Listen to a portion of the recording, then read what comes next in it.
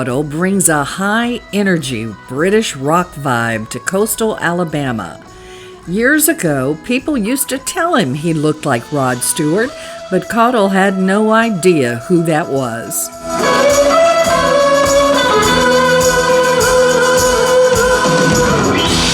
When I was very young, people said, "You look like Rod Stewart." And I was going, "Who's Rod Stewart?" I didn't know what he looked like. So, first time I ever heard Rod Stewart on the radio when I lived in Orlando, Florida, and it came on the radio, and I thought, that's the most bizarre voice. I couldn't figure out what it, I was like, that's the strangest voice I've ever heard. It was actually Reason to Believe. That was his first single as a solo artist, and a DJ in Cleveland flipped it over and played the B-side, which was Maggie May. The rest is history. I know I'll keep you amused, but I feel I'm being used. Already I couldn't have tried anymore. Rob Caudill's music career has taken him all over the world. Even as a child, his family moved around a lot when he was young. I grew up a lot of different places. My father was a field scientist for mobile, so we moved a lot of different places growing up.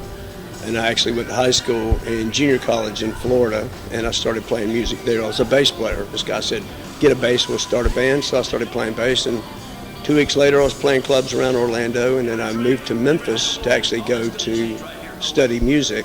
And next thing you know, I got a record deal. I was on RCA Records when I was really young, back in the 80s. We toured with Hall and Oates, Springfield, the Tubes.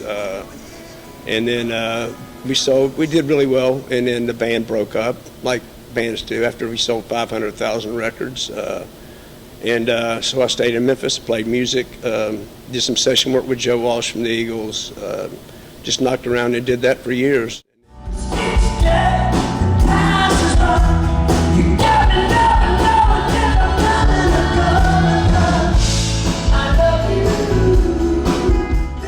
Several years ago, he saw a Legends in Concert performance, and the idea of developing a tribute performance of Rod Stewart eventually became a reality.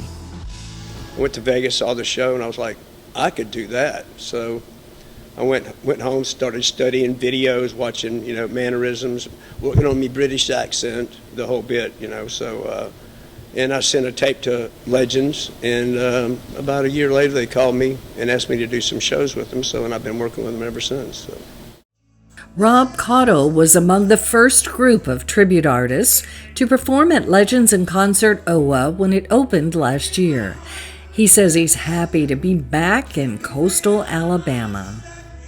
I've fallen in love with this area. I mean, it really is. The food's amazing. The people are amazing. They really enjoy live music. I mean, I love going out and sitting in with other bands and music, because it's all about the music to me, and I just enjoy it. Just the whole atmosphere is just really nice. Southern is very warm. The people are great. Caudill shares the Legends stage with 3 other tribute artists of British rock stars in this direct from London show. First of all, Fernando, I mean, he's got the range of Freddie Mercury, which, I sing pretty high myself, but to hear that guy do that night after night after night is pretty amazing.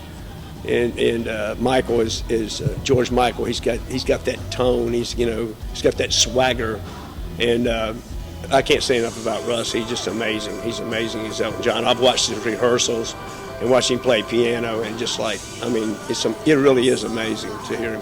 Plus, he's got the Scottish accent, which really helps. I think it's helped he's got that UK root thing going on, so that helps a lot as well. These 4 superstars have never been on stage, never on stage together, and it's just amazing to see this whole direct from London theme. It's a brilliant concept. It really is. Audiences can see Rob Caudill and the entire cast of Direct from London at Legends in Concert OWA through November 1st.